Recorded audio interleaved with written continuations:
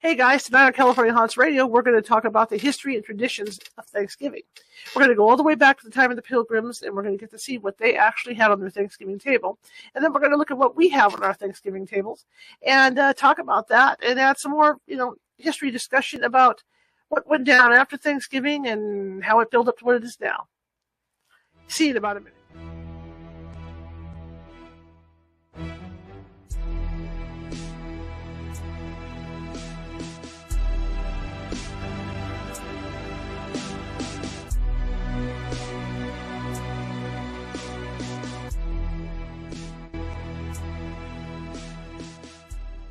Grab your popcorn and snacks.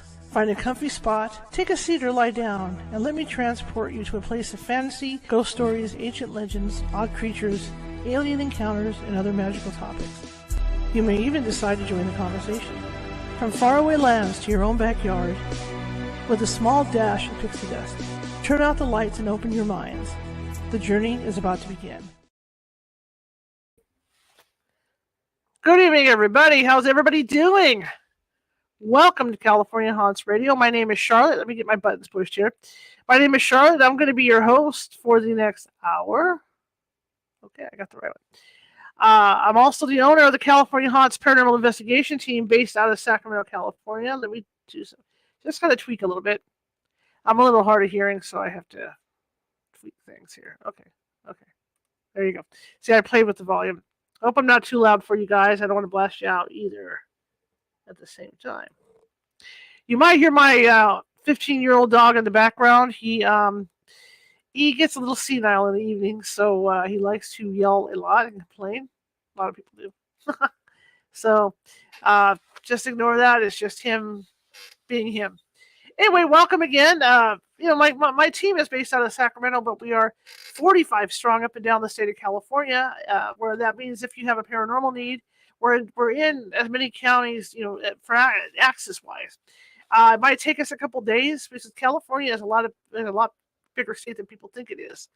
Like Hawaii, we have our beaches, right? We have our surfers, but we also have a cold area up north. Not really horribly cold. I'm not going to say that because people will start sending me nasty emails.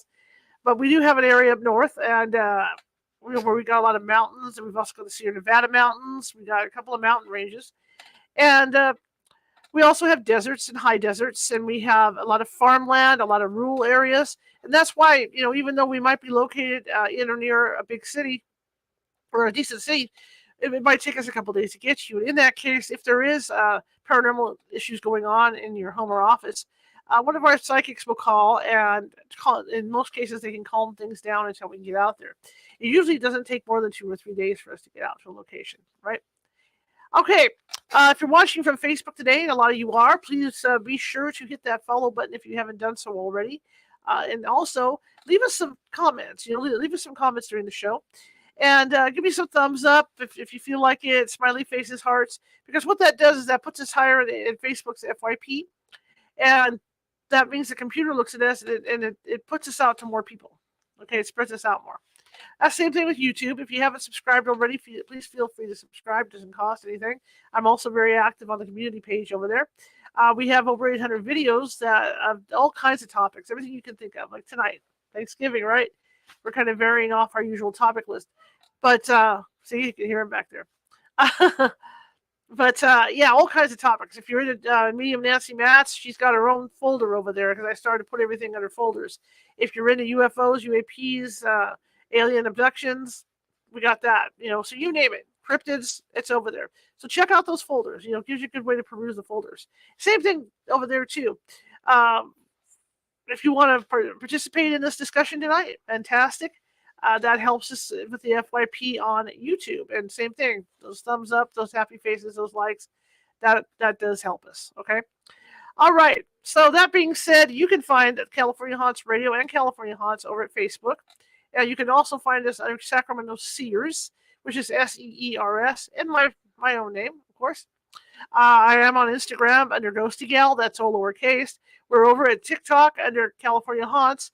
We are on remember these things. Twitter at California Haunts. We are at Twitch, I believe, under Cal Haunts. And we're also on Meetup under California Haunts Paranormal Investigation Team as well. Our YouTube address is youtube.com/at California Haunts Radio.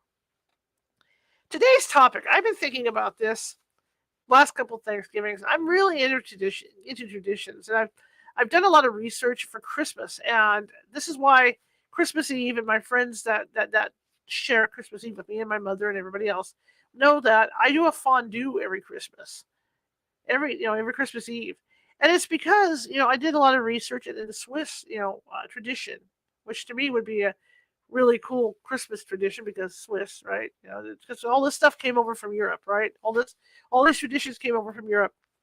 The Swiss tradition is to have fondue, and so I decided to try to do that. And I've been doing it every year for the past 10, 15 years. So I got to thinking, as I sat at Thanksgiving dinner with my family, I got to thinking about, I'm looking at the food, that was served, and there's always one dish that my mother made that was really, really good. I'm not saying that all her stuff wasn't good because it was good, okay?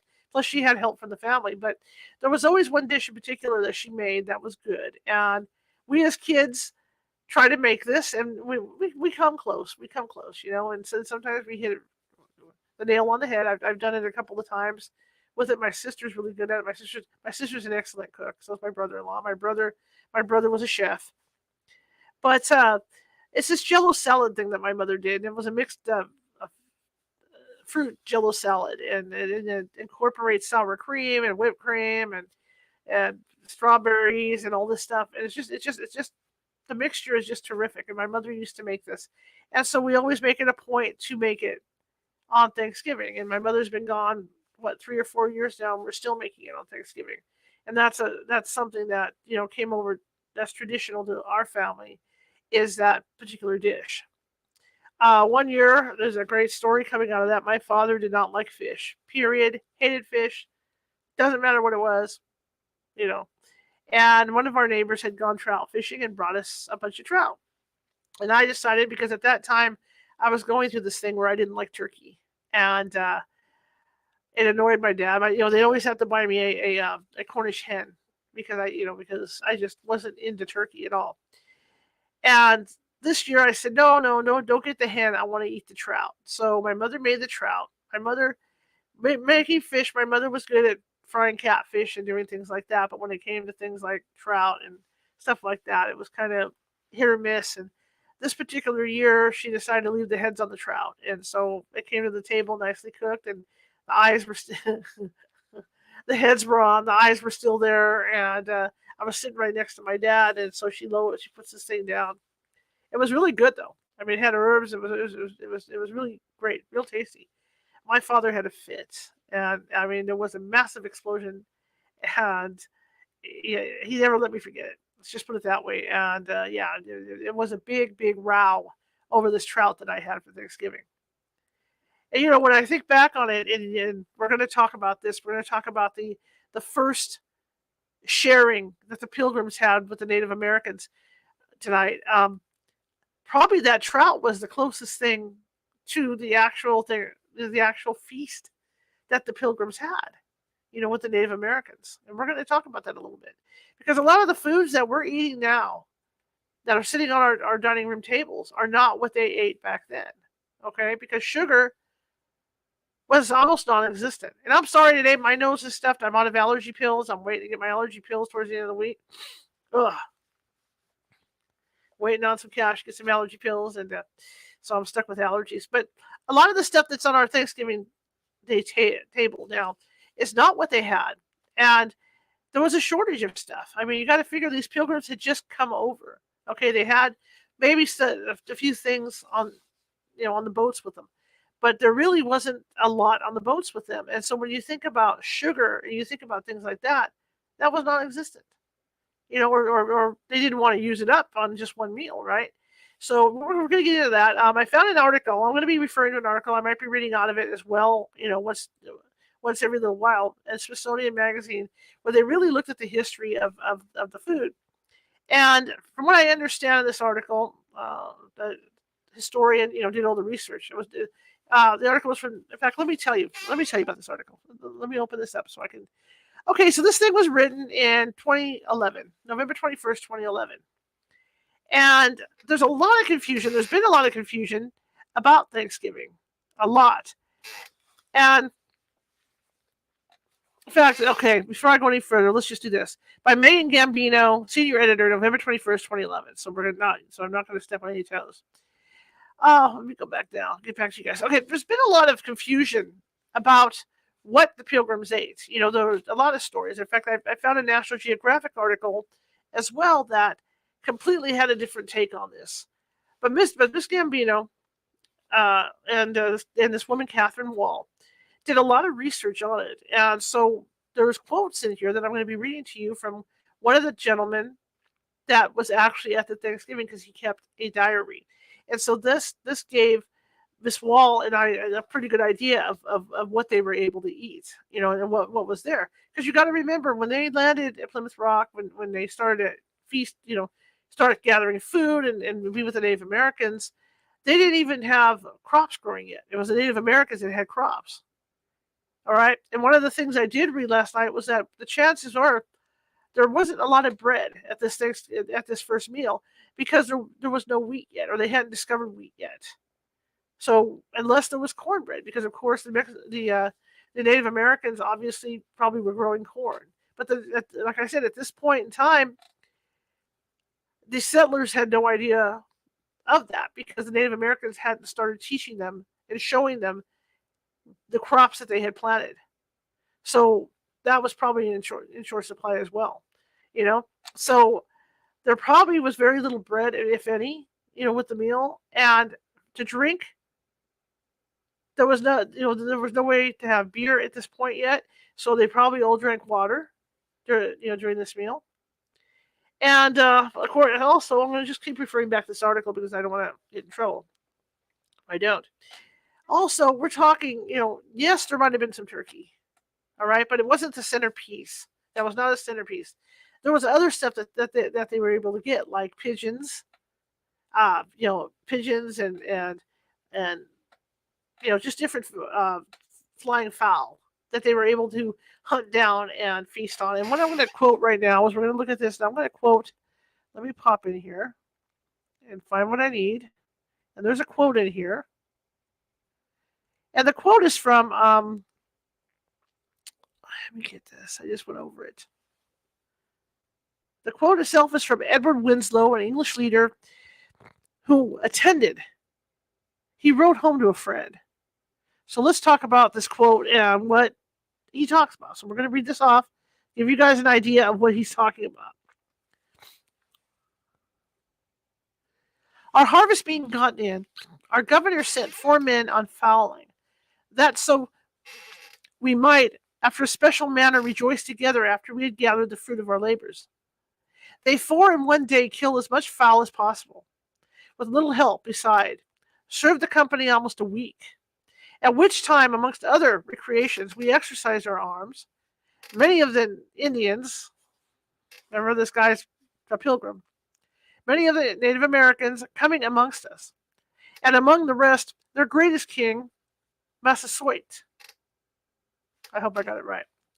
With some 90 men, whom for 3 days we entertained and feasted. So their Thanksgiving was 3 days. It wasn't like us just the one evening, 3 days. And they went out and killed 5 deer, which they brought to the plantation and bestowed on our governor and upon the captain and the others. So already there's a difference there. I mean, already there's a difference. Obviously, we're not eating, maybe people do, but it depends. It depends on your family. Maybe you do have deer, you serve venison, or you serve some other type of animal, during Thanksgiving other than turkey, so that the turkey just isn't your centerpiece, or the fowl. We're, like I said, we're talking pigeons. We're talking orioles or whatever else was there that they that they hunted and used for dinner. So I mean, already right there is a huge difference. As we get into this and we're looking through this, William Bradford, the governor that Winslow mentions, he describes the autumn of 1621, where besides waterfowl, they had a store of wild turkeys. So there you go, of which they took many, besides venison. Okay. And it says, besides, they had about a peck a meal a week to a person, or now since harvested Indian corn to that proportion. See, so they had already learned about Indian corn. But when you think about the Native Americans at that point and their Wampanoag Native Indians, and okay, I hope I said it right. This woman had to really dig into the research to find out what they were eating at that time, because of course they're not going to eat the same stuff that the colonists are eating, right? So this gal Kathleen, I think her name's Kathleen Wall. Let me double check the name because I don't want to make, like I said, I don't want to make like horrible mistakes here and misquote people. And yeah, Kathleen Wall. So let's get back down to where I was. Okay. Okay. So Kathleen Wall had to do a bunch of research on this, and she's a food waste culinarian at Pill Mill Plantation, a living history museum in Plymouth, Massachusetts. Now she studies cookbooks and descriptions of gardens from that period. Okay, and as she looks over the archaeological remains, such as pollen samples and that kind of thing. All right, turkey. She talks about turkey, and she says turkey, of course, wasn't the centerpiece. But it is possible colonists and American Indians cook wild turkey. And she thinks goose or duck was the wild fowl of choice at that point. She said, and this is a quote directly, in her research, she's found that swan and passenger pigeons would have been available as well. So that's really interesting. And she says that back then, passenger pigeons, which are extinct now, were all over the place, to the point that the colonists had said that if you shot at one in the air, you could kill 200. Take it for what it's worth, right? So, yeah. And the way they cooked it was a lot of these birds were spit roasted, and larger birds were boiled. Now, maybe it's just that my family never did it. I never heard of boiling a bird. I mean, I do it now for my dogs. Like if I'm going to serve them chicken, like if one of them has an upset stomach and I want to serve them chicken, I do that for my dogs right now. So I will boil, but up until I started doing that for my dogs, it never occurred to me. She thinks that she's seen recipes where they were boiled first and then they were roasted to finish them, which would make sense because you boil them and of course the color stays like raw meat. He says she raw chicken or whatever, and you're going to want to roast them to give them that real nice roast, that real nice cook look, right? That makes a lot of sense. And again, and that gives them extra flavor too, and kind of caramelizes the outside. It makes the broth darker. She goes on to say that it is possible that these birds were stuffed, though probably not with bread. Okay, like I said, bread made from maize, not wheat, was likely a part of the meal. But exactly how it was made is unknown. So nobody knows how the Native Americans would have made the bread. So what they did was they stuffed these birds with chunks of onion and herbs. I do that myself, right? Because I tend to eat more vegan than a lot of people, and so I will put onions and herbs and and then spread stuff on the top of them and all that good stuff. So that's what they were doing. I'm still fixing my stupid chair. There's a reference 17th century that some people used shelled chestnuts to stuff them with. I'm not a fan of chestnuts. I've tried them. I've tried roasted chestnuts, and to me they don't taste like anything. So if that's what they did, then more power to them. Okay. Anyway, she goes on to say, since the first Thanksgiving was a 3-day celebration, there's no doubt whatsoever that the birds are roasted one day, and what's left over is boiled to make chicken broth in a pot. Okay? So that's going to make broth the next day. And then what happens is the broth gets thick when it cools, and they're going to put grain in there to thicken it even more, and then they're going to make a pottage for it, so they can make it last a lot longer, which makes a lot of sense because they didn't know when their next meal was coming, so they would have to do something to extend the life of this food that they were eating. Now, it continues in addition to like the waterfowl and deer, the colonists and the Native Americans probably ate eels and shellfish, such as lobster, clams, and mussels. That's why when I talk about the trout that I had, I probably wasn't that far off from what they were eating at that first Thanksgiving, right? And according to what Miss Wall says, they were drying shellfish and smoking other sorts of fish. So that's kind of cool. Now, according to the culinarian, the Native Americans, like most Eastern woodlands people, had varied and extremely good diet. Okay, the forest had chestnuts, walnuts, and beech nuts.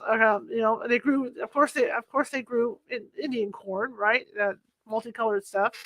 That was pretty much the staple. They also grew beans, which were used. I'm just quoting from the article, which were used when they were small and green until they were mature. They also had different sorts of pumpkins and squashes. Now, this is probably where, and I don't know because who knows what they had over in England before the colonists came over, but this is probably where the people over here learned how to make pumpkin soup or, squash soup or utilize all that in different ways, right? So, like in school, the Native Americans, of course, taught us how to plant those native crops, okay? And here's a quote directly from Wall where she says the English colonists plant gardens in March of 1620 and 1621. We don't know exactly what's in those gardens, but in later sources, they talk about turnips, carrots, onions, garlic, and pumpkins as the sorts of things that they were growing. So, the longer they were there, the more, and of course it seems to logic, the longer they were there in that area, the more food that they were able to produce, right? So, like she says, to exercise, and think about reimagining what they did in 1621, it's like a process of elimination. You look at what, like she says, you look at what an English celebration in England is at this time. What are the things on the table? You see lots of pies in the first course, and the second course, meat and fish pies. To cook a turkey into a pie wasn't terribly uncommon, but the pastry isn't there for the pilgrims, because the colonists didn't have butter and wheat flour to make the crust for the pies and tarts. Okay, so they didn't have all that stuff. So pumpkin pies and all that didn't come in until much later, and that's what I'm talking about. The traditions that started back then, and how everything kind of built up. The more the colonists had to work with, the better the food, right? Whoever invented the pumpkin pie and did all that, and then to bring that over from England. So the question is, what are they putting on the table? What is there? Wall says she thinks it's meat, and more meat, and which makes a lot of sense in itself too. Yes, I'm fixing my chair, guys. You don't have to complain. But meat without potatoes. Why? Because white potatoes originated in South America. So sweet potatoes came from the Caribbean. So they had not come over to North America at that point. Okay? No cranberry sauce. And according to Wall, it'd be another 50 years before an Englishman wrote about boiling cranberries with sugar. Okay? So it was meat. Now, I talked about the drink earlier when we first started. How they probably ended up drinking water with the meal. According to Wall, if there was beer, okay, there was probably only a couple of gallons for 150 people for 3 days. Wall thinks that to wash it all down, the English and the Native Americans drank water.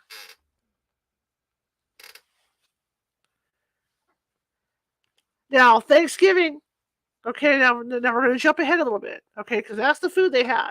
So you can already see huge differences in the evolution of what we have on our table today. Also, as a holiday, it didn't really take root until the mid-19th century. Okay? Back to Edward Winslow's letter, printed in a pamphlet called Mort's Relation, and Governor Bradford's manuscript titled A Plymouth Plantation were rediscovered and published. Boston clergyman Alexander Young printed Winslow's letter in his Chronicles of the Pilgrim Fathers. Okay? And in the footnotes to the resurrected letter, he kind of declares the feast the first Thanksgiving. Now, Wall and others, and I'm quoting the article, Wall and others at Plymouth Plantation prefer to call it the harvest celebration. So it was probably called, more than likely, they were, like she says, that they were celebrating a harvest. And it wasn't Thanksgiving at that point. Because there's a lot of build up to this, and like our government, the presidents of the United States is still getting involved in this. Abraham Lincoln was involved in making it a national holiday. Okay?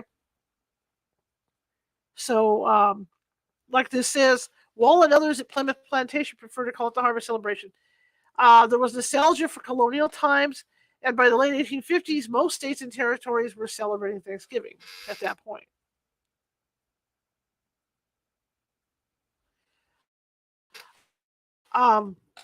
Moving on forward,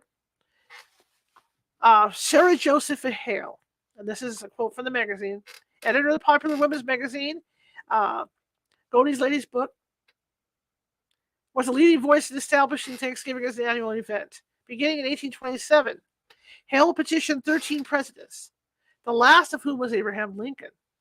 And like I said, she pitched her idea to President Lincoln as a way to unite the country in the midst of a civil war. And in 1863, he made Thanksgiving a national holiday. Abraham Lincoln did. Throughout her campaign, Hale printed Thanksgiving recipes and menus in this Godey's Ladies Book. She also published close to a dozen cookbooks. So at this point, this writer writes, she's really planting this in the heads of women, that this is something they should want to do. So this is how it's evolving now. So it's starting to evolve into where we're at today. Let me move on here. Okay, so that's where the article ends. This is how it evolves and what it is today. I find it interesting when you do look back on this stuff, and let's talk about stuff. In fact, I want you guys, I'm going to blow this up so I can see your comments, okay? How's that? Let me get in here and take a look-see. Okay, so tell me, guys, I mean, you got your families, my family, like I told you guys about the Jello. Okay, I told you guys about the Jello. What is something in your families that, okay, got it. What is something in your families that is something that you have had for Thanksgiving for years and years? I know my family being Mexican, right? There's tamales. We always had, somebody always had tamales. Not so much in my house, but if we went visiting cousins or we went to my aunt's house or whatever, there were always tamales because that was traditional. To put in there, things you carry over for this holiday. If you guys have any foods, and Jerry, I know you're a cook, I know you're a chef. Let's see, what kind of things is traditional to your family? Tell me. Come on, join the conversation. So we're going to look at the confusing part of this. The confusing part of this is that, Miss Wall obviously is the historian for that particular plantation, but there's so many different versions of what they thought that they ate, because like I said, there's no record of what was eaten during that first Thanksgiving. And so like the Reader's Digest article that I found says that it's just a bunch of records. In fact, I'm going to call that article up, and you can see the differences in what let me pop in there and I'll call it up right now. There it is. And there's just a lot of differences of what was, done. Oh, it's making me do this, and I did this last night already. May not get to do this. Let me do this and get this over with. Hang on. It always wants my email address, and every time I go in there and I do it like all the time. So give me a second.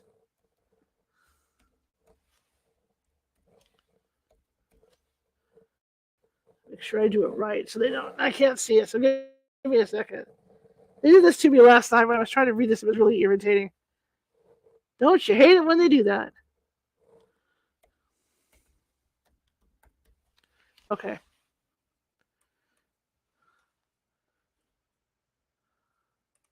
All right. Let me add my article, boys. Here we go. Okay, so this is Reader's Digest. This is by Emily Martin. And so we're going to go ahead and look at this. It's published November 23rd, 2021. So this is a more recent article. So she says, and she starts the article with, of course, Thanksgiving is every fourth Thursday of November. Americans gather around tables covered in turkey and all the fixings, okay, 5K race. But she says that's not how Thanksgiving evolved from a much mythologicized 1621 harvest feast shared by the Pilgrims and the Native Americans to a post-Civil War era patriotic and religious gathering, to the modern holiday focused on good food and spending time with family. So she says, and I quote, and this is from the article, historians first consider the first Thanksgiving to have taken place in 1621, when the Mayflower Pilgrims who founded the colony in Massachusetts sat down for a 3-day meal with the Native Americans. However, the meal wasn't the meaningful symbol of peace that it later portrayed to be. Rather, it was likely just a routine English harvest celebration. So that takes us back to the term harvest celebration. So again, this is where she gets into talking about this, being confusing because everybody's just kind of guessing on on this stuff. So I'm kind of leaning towards the gal, the historian at the plantation for her information about this. But she says in 1841, Boston publisher Andrew Young printed a book containing a letter. Okay, back to Winslow. So they're back to quoting this thing we read from Winslow. And this is what she said, and she goes on to say, okay? But the reason for that first feast was not a happy one, and the relationship between the Pilgrims and the Native Americans was fraught. When the Pilgrims first arrived in 1620, they were unprepared and had little food, so they robbed corn from the Native Americans' graves and storehouses. This is the stuff you don't hear in school, right? And it also goes on to say, 1621, the Native Americans heard the Pilgrims shooting off guns, which historians believe worried the Native Americans that war was underway. King Massasoit sent 90 men to investigate before realizing the Pilgrims were in mid-celebration. The Native Americans then hunted deer meat and joined in the festivities. Anyway, it goes, they have their meal, they have their peaceful meal, and then this goes on to say, and this is some of the stuff you don't hear in history, right? When we're in school, we're making our headdresses, we're doing all this, especially when I was in school. And they tell you about the feast. What I don't remember ever being talked about is the after effect of all this. And this goes on to say the newfound peace between the Pilgrims and the Native Americans was driven largely by tribe and trade rivalries. According to Anne McMullen, curator of the National Museum of the American Indian, who says that the Native Americans realized an alliance with the Pilgrims could fortify their strength. But this food historian, Sarah Wasberg Johnson, says the peace didn't last long, right? And we've heard about this. By 1637, the entente between the Pilgrims and the Indians had disintegrated, and the Pilgrims started a decades-long war with their indigenous neighbors. Ultimately, the colonists massacred the local tribes, including the Wampanoag. I don't know how to say that. So that happened, and that's just part of history. And I'm not going to get into how we're pushing the Native Americans out. It's not. I'm not. This is not a political gig, but this is what happened after the Thanksgiving occurred. The first Thanksgiving.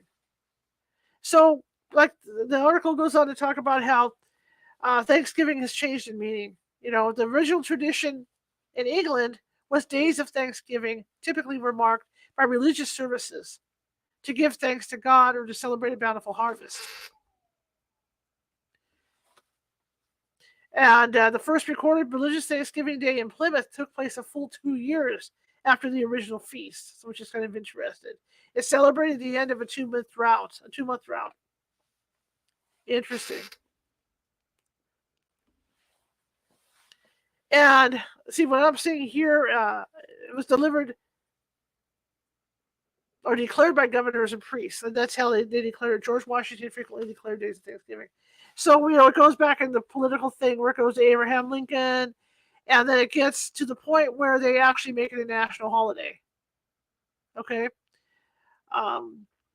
It says after the Civil War, the holiday became imbued with nostalgia for the mythological founding of American Plymouth Rock. The true story of the Pilgrims and Native Americans was not widely recorded or even accessible. So stories of the benevolent Pilgrims conquering and founding the country were being passed off as history. Johnson said, "Okay, history." So I agree with that. In that if you remember, I don't know how old you are when you went to school, but I don't remember hearing stories about the massacres that happened after the meal. I don't remember any of that.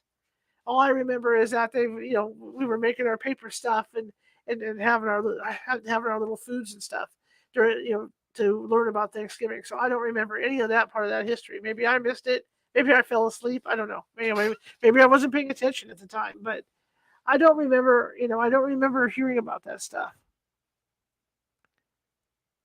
Um,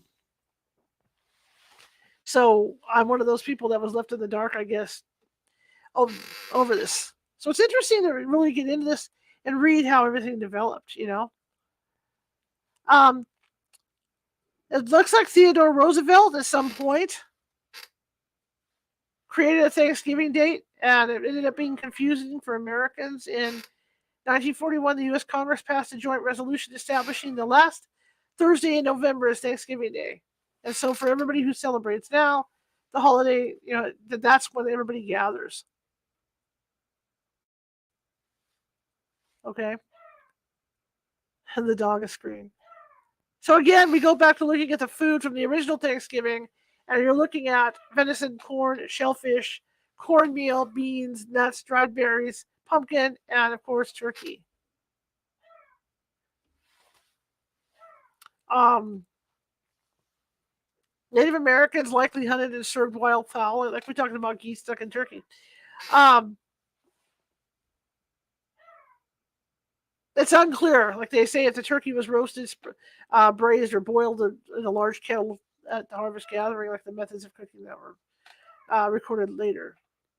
But it's likely the remains of whatever birds were roasted one day and were thrown. Yeah, this makes sense too. I mean, everybody does this, right? You roast the bird, you throw them in a pot, you end up to make broth, turkey broth the next day, similar to gravy. Everybody does this. You end up with turkey broth, right? You eat turkey broth for days. And how about this? The custom of snap. This is from National Geographic article. Snapping that wishbone, right? Bringing back to the person who gets the larger half can be traced back to the Romans. I didn't know that either. See, you learn something every day. And it was a well-established tradition in England by the time the Pilgrims brought it to America. So I learned that last night. So now we're going to jump down a little bit. Again, we want this. This show was about how that menu evolves. So we're going to jump down to see what the National Geographic says about this. And they're saying it's likely that they had stuffing at the feast, as evidenced by old colonial cookbook recipes. So it was called puddings in the belly. And they typically added herbs, hardened egg yolks, grated bread, cream, raisins or currants, sugar, spices, and nuts. However, it says the traditional method of cooking stuffing in the bird may not have been used because using a spit did not lead to even cooking. Makes sense. And plus, you use a spit. Now think about this: if you're using a spit, how's the stuffing going to stay in there? You have to seal it in there somehow. So that makes sense to me. Pumpkin pie. And we talked about the pies earlier, how they probably weren't able to make the pies. Native Americans introduced pilgrims to the gourd. I'm quoting from the article. So it's likely that pilgrims ate boiled pumpkin, which is what I said, with seasonings at the first Thanksgiving, since and because they required flour, sugar, molasses, and that was not available. So, yeah. But they're saying jelly cranberry sauce wasn't available either. We talked about that because the scarcity of sugar. But berry, of course, grew wild. I mean, it grows wild now. You can go berry picking by the ocean in a lot of places. So they could have mashed the berry, like the berries, whether it's blueberries or blackberries. They could have probably mashed that into sauces. So they might have had that.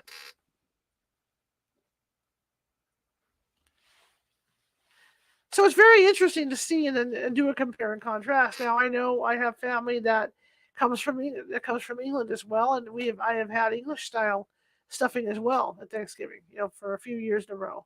So it's interesting to see how it is. Now here's a lady in 1827 who wrote a novel called Northwood, and she described a meal of roast turkey with stuffing and gravy, and she ended up putting recipes for pumpkin pie. Oh, this is that lady we talked about earlier that was pushing the Thanksgiving stuff. So she actually talks about that.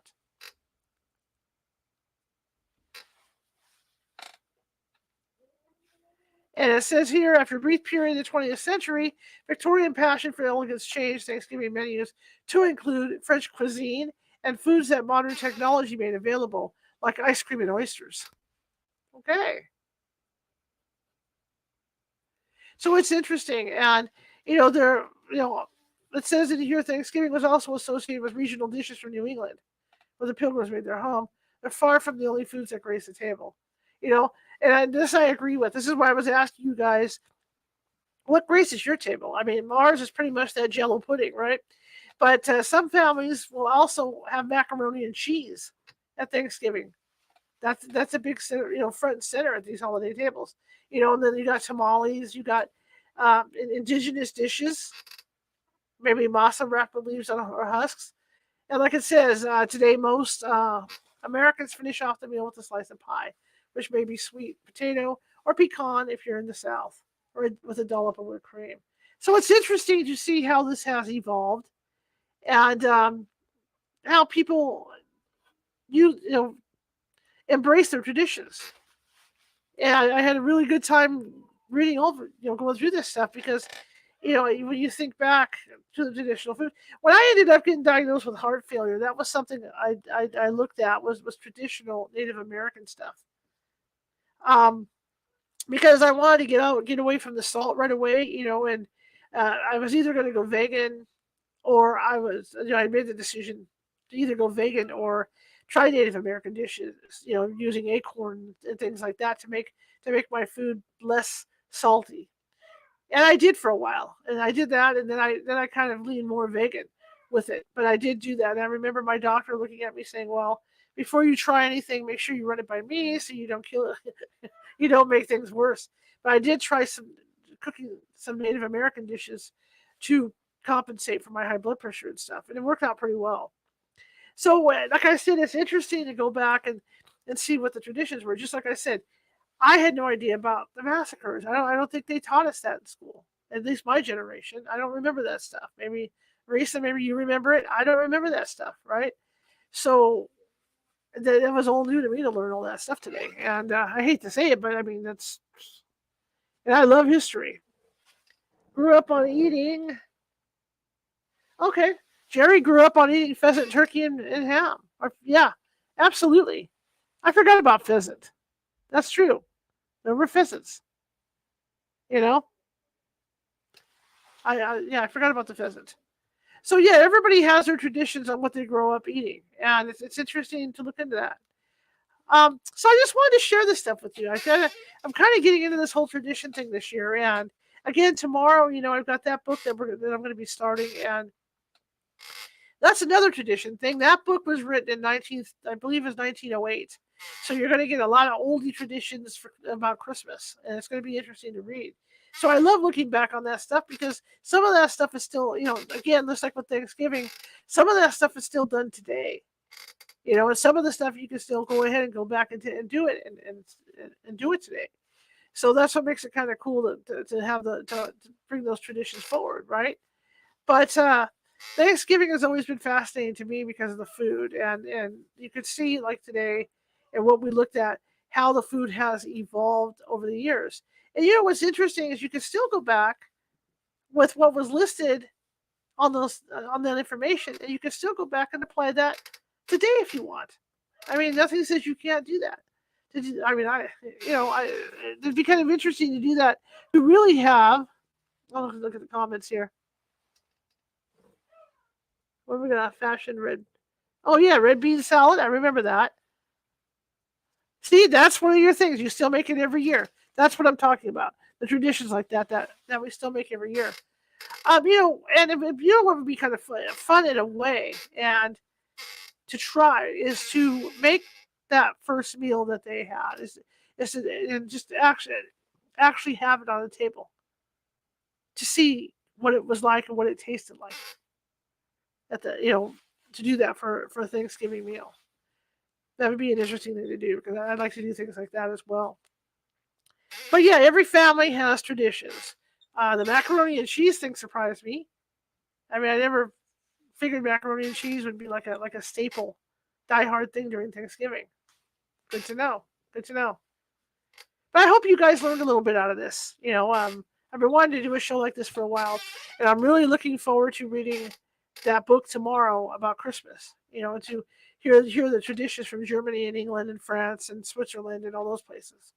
And I just find that history, any kind of history, absolutely fascinating, right? Um, so let me know, Marisa. Your family had traditions. Was it tamales or what does your mother make? Pamela, what's her tradition in your house? What's her tradition in your house? You know, everybody has their traditions. Water chestnuts. I've done that. Like I said, I've had roasted chestnuts. Wasn't very impressed by them. I'm not a chestnut fan, but I can kind of see people putting them in like a turkey, like they described. For flavoring, gets a little crunchy, right? Um, and again, I lost out for years because I wasn't a big turkey fan, and so now I am. Now that I'm making the turkey, and stuff, I'm really getting into turkey. Oh, bread pudding. Oh, that's cool. Yes. You know what else too? I just forgot about that. My dad loved mince pie. I could never get into mince pie. I was not a mince pie person. My dad was a mince pie person, so he had mince pie every year. And I don't know if anybody ever made fresh ones for him. But I know my father had to have his mince pie for the holidays. Now, me, I'm a pecan pie person. I love pecan pie. I like pumpkin pie, but I like pecan pie. So I was a pecan pie person, but my dad was a mince pie, and I forgot about that. Mincemeat has been a staple of the holidays, even over in England. I mean, in their stores where they would sell mince pies and things like that. That is a staple from the old countries, and all that was brought over. So yeah, I agree with that. I see that, and see Jerry, we're popping up with all kinds of comments. See, now you guys are coming alive on me. Okay. Oh yeah, I love pecan pie. I can sit there and eat that all day. Mince pie, yeah. See, so a lot of people like mince pie. I'm a pecan pie. Jerry, I'll have to taste some of your pecan pie. Jerry's an excellent cook. I'll tell you that right now. I've had her stuff. Great cook. Yeah, I love pecan pie. Love it. And mince pie, I don't think I've ever tasted a mince pie. Don't think I've ever tasted it. But that was my dad's staple. He had to have his mince pie every year, without fail. So there's things like that. Now my mother was a pumpkin person. She liked her pumpkin pie. But I wanted to share this stuff with you, and I hope you enjoyed today. I know I read off some stuff, all those facts, just the facts, man. But I wanted to make sure I was accurate in what I was saying.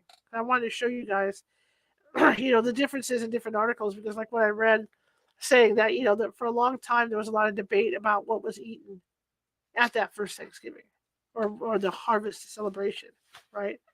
Because the food was definitely different because they didn't have everything.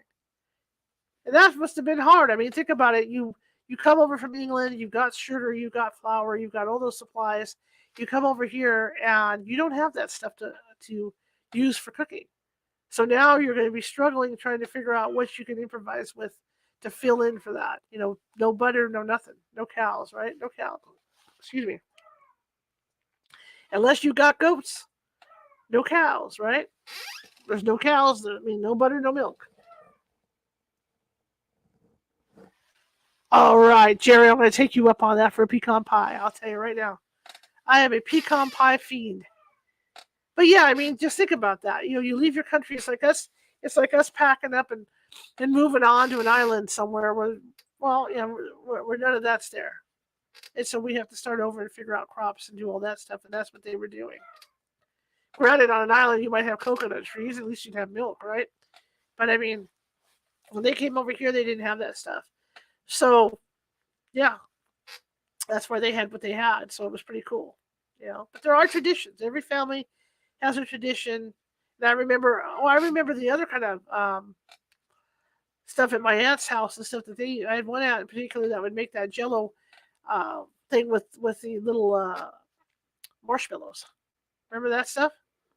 I forget what that one's called. I remember those. I remember those. But I always liked my mom's better because I wasn't a big marshmallow person. So I always really enjoyed my mother's food. That as far as that Jello went, she was really good at that Jello. The other thing my grandmother was good at was pineapple upside down cake. My mother learned that from my grandmother. And I remember before about 2 years before my mother died, I finally broke down to make some. And I remember I took it over to her and I said, "Look, Mom, I made your pineapple upside down cake. What do you think?" And she took a bite and kind of looked funny at me and she goes, "I think it's great." Now, did she say that because she was my mother, or did she say that because I actually was able to pull it off and make a good pineapple upside down cake? I still make it to this day. I love pineapple upside down cake. Yeah, so I have not attempted. I mean, I do. I have attempted the Jello. It turned out really good.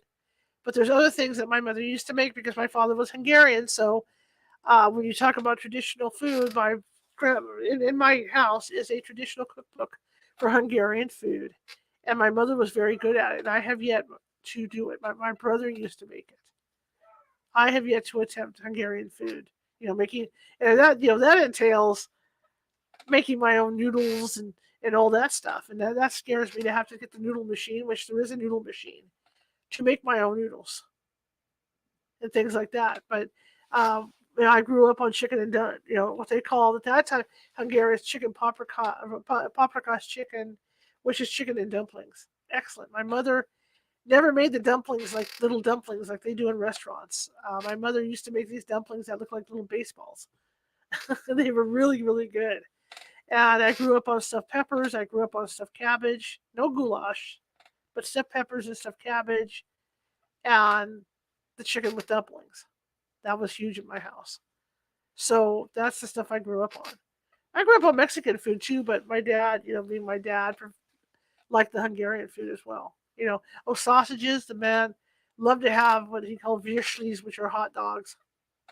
Um, or he would have kielbasa or whatever. He loved his sausages too. And I wasn't a real big fan of flavored sausages at all. So I mean, I grew up in a very open environment food wise. There was Mexican. My brother was a chef. He worked at he was a chef at several restaurants here in town, and he was also a Japanese chef. He knew how to make sushi. So I grew up in that world too. Having sushi and things like that for sushi. So I have a very wide taste for food and different palates and stuff that I ate over the years. I wish I could cook like that. Never tried, but maybe someday. Maybe someday I'll sit down and try to cook. And do that stuff like the Hungarian food, but never tried it. You know. But yeah, it's been a fun talk. Let's see what we got here. All right, guys. But I'm happy this went as smooth as it did. I didn't know how smooth it was going to go today, and my chair is still squeaking. And I swear to God, I'm going to get it fixed. I swear I am. I swear I am.